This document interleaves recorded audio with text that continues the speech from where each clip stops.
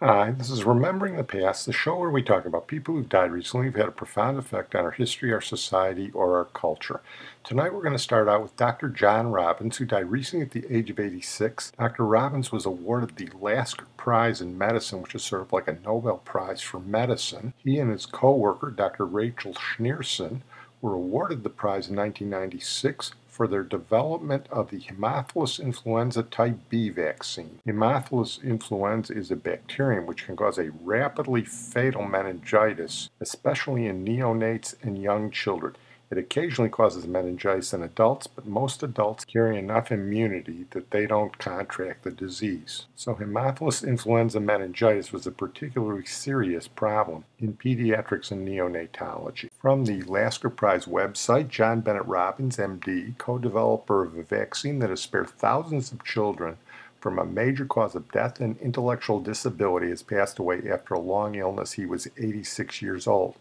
Dr. Robbins was the chief of the Laboratory of Developmental and Molecular Immunity at the Eunice Kennedy Shriver National Institutes of Child Health and Human Development, part of the National Institutes of Health, until his retirement in 2012.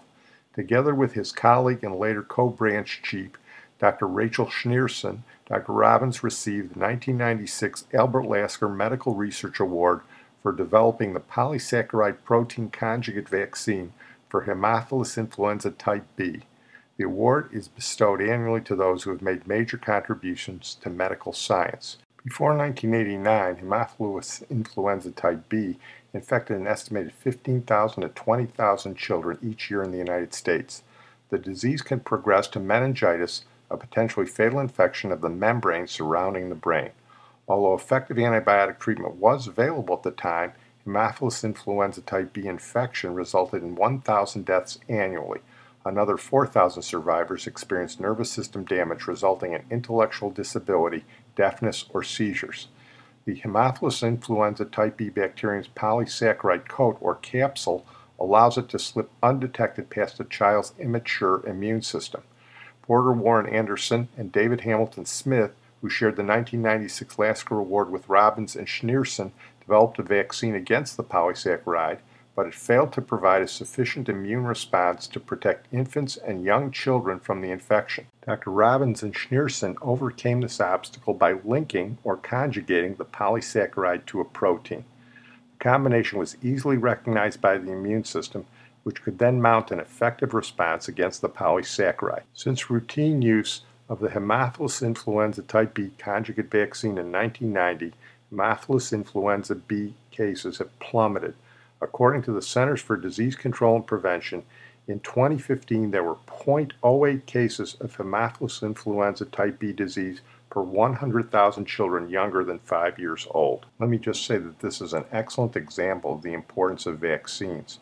Robbins and Schneerson were geniuses in taking a protein from the capsule of the bacterium and combining it with a sugar from the capsule of the bacterium, making it easier for the infant's immune system to recognize it, and the results have been dramatic. Robbins and Schneerson used that same theory to create other vaccines, including a typhoid fever vaccine and an anthrax vaccine, and those are currently being developed and tested all over the world. We're going to move on now to our feature, Junior Johnson, who died recently at the age of 86. Good old boy from Rhonda, North Carolina. That's about an hour's drive east of Boone. He was the son of a moonshiner. He was a moonshiner himself, and those moonshiners out there learned to drive, and he became one of the legends of stock car racing in the United States. He won 50 NASCAR races himself before retiring from driving, and then he became an owner and promoter of NASCAR, and he typified the spirit of the good old boy moonshiners who became the great NASCAR drivers. His legend was cemented in a 1965 Esquire article by Tom Wolfe, whose podcast we've done, I refer you to, called The Last American Hero, and it's routinely cited as one of the great magazine articles of the 20th century. Wolfe was a Southerner himself,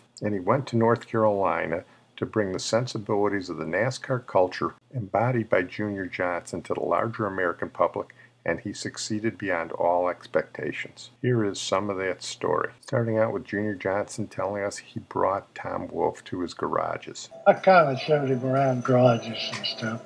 I didn't want him to run a story like we was all bootleggers and did down overseas.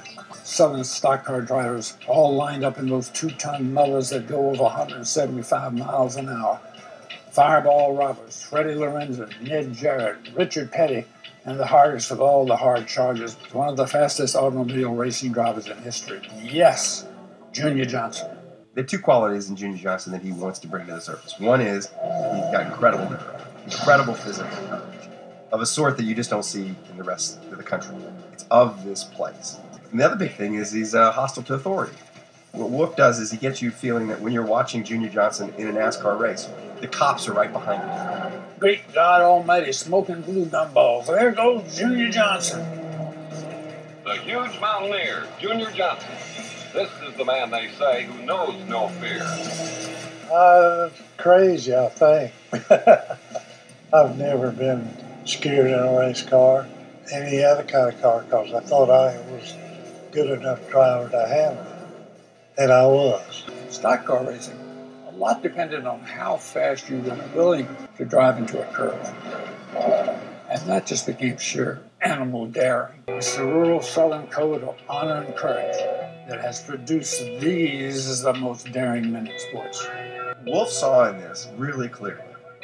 It's not about the money. What's really going on here is Southern male courage in a very pure form. There's this place in America that has a 18th century kind of attitude towards courage. An idea of courage that has vanished from the rest of the society, where people define themselves by their insouciance in the presence of death. Valor is peculiar to this place, the neighborhood of Junior Johnson.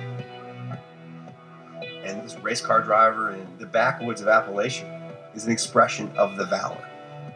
That's at the bottom of this thing. The race car driving is almost just, it's the froth on top. Junior Johnson really was a heroic figure to people in the western part of North Carolina. And they raise a 6-year-old boy up in their hands and say, now this here's Junior Johnson. You remember that now. You met Junior Johnson. The girls would come up to him and say, do my hand, Junior, do my hand, which meant write your autograph on the back of my hand. He's not mythical. He's just a decent guy. He's done very well, but he hadn't forgot who helped him do well. The proverbial good old boy.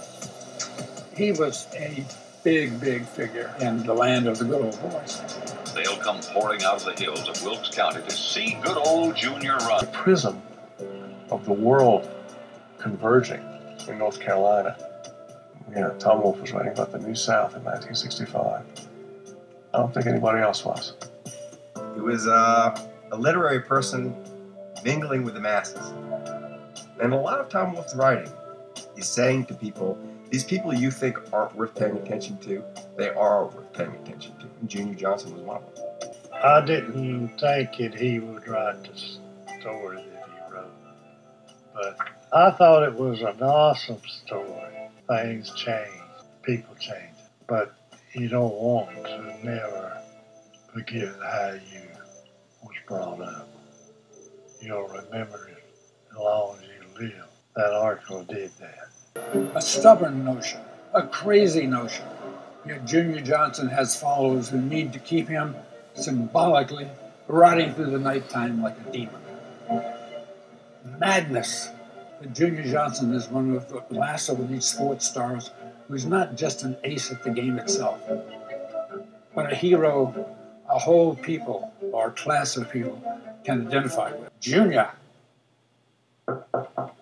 Why, Junior Johnson, as I live and breathe. Tom Wolfe, what are you doing, man? How you been getting along? Well, not badly. Yeah. Not badly. I'm still vertical. Right. That's half the battle. That's true. That's true. Come have a seat. Okay. Writers who have the power that Tom Wolfe has create characters in the culture. He turned Junior Johnson into a national celebrity. That's powerful. Your article in my bootlegging days is the best thing ever happened for racing, especially NASCAR. I think I got more out of that than you did. That piece really did a lot for me. For one thing, it opened up a world that at that time, outside of the South, was not known very well.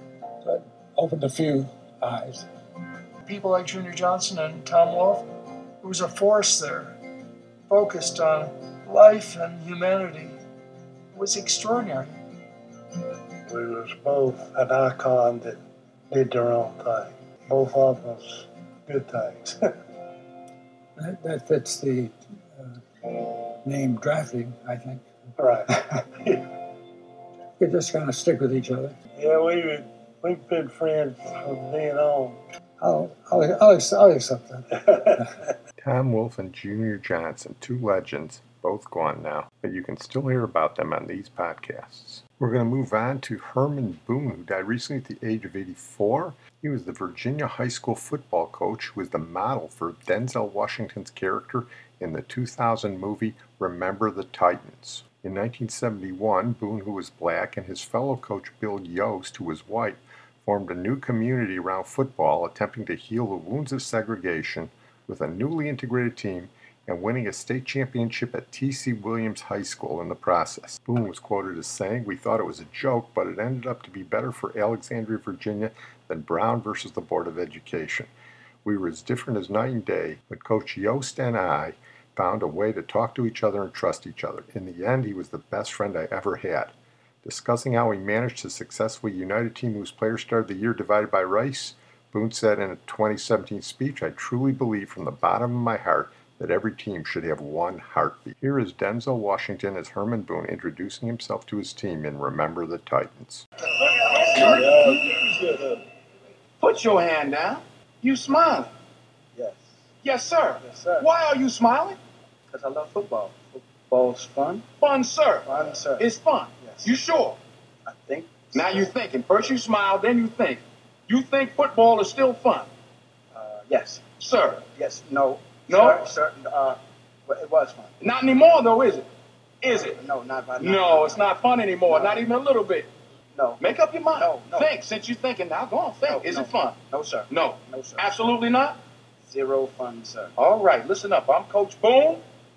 I'm going to tell you all about how much fun you're going to have this season. We leave for camp, Gettysburg College, August 15th, 7:29 a.m. If you report at 7:30, you will not be playing football this season. You will be watching. You will wear a jacket, shirt, and tie. If you don't have one, buy one. Can't afford one, then borrow one from your old man. If you don't have an old man, then find a drunk, trade him for his. Because I can guarantee you, there isn't a bum on the street that looks as raggedy and ridiculous as what I'm looking at right now. This is no democracy. It is a dictatorship. I am the law. If you survive camp, you will be on the team. If you survive. Well, I'm going to close on that note. I want to thank my producer and IT genius, Sid Tepps. We're going to close with a brief mention of Kenny Lynch, who died recently at the age of 81. Not that well known to most Americans, but a star in England starting in the early 1960s when he was one of the first black singers to become popular in England in the post-war period. He went on to become a fairly popular songwriter and entertainer in Great Britain, but we're going to include him tonight for one thing. He was discovered, as it were, by Shirley Bassey, and in early 1963 he was booked to tour with Helen Shapiro, a teen sensation, nice Jewish girl who was selling records as a teenager. The other group on the tour was this up-and-coming Liverpool group, the Beatles. John Lennon and Paul McCartney were writing songs like crazy, and a lot of people don't realize they wanted other people to sing them. They wanted to sell those songs whether they performed them or not. They wrote a song called Misery for Helen Shapiro, who at the time was probably a bigger star than they were, and to their chagrin, her manager turned it down. Kenny Lynch heard it and offered to put it on a record, and it became the first Lennon and McCartney song to be performed by another singer. It didn't go anywhere, and then the Beatles recorded their version. This is one of the songs that was recorded by someone else before the Beatles sang it. But in 1973, Kenny Lynch was put on the sleeve of Paul McCartney's Band on the Run Wings album. So as a final tribute to Kenny Lynch and a historical note, here's the first Lennon and McCartney song sung by someone else.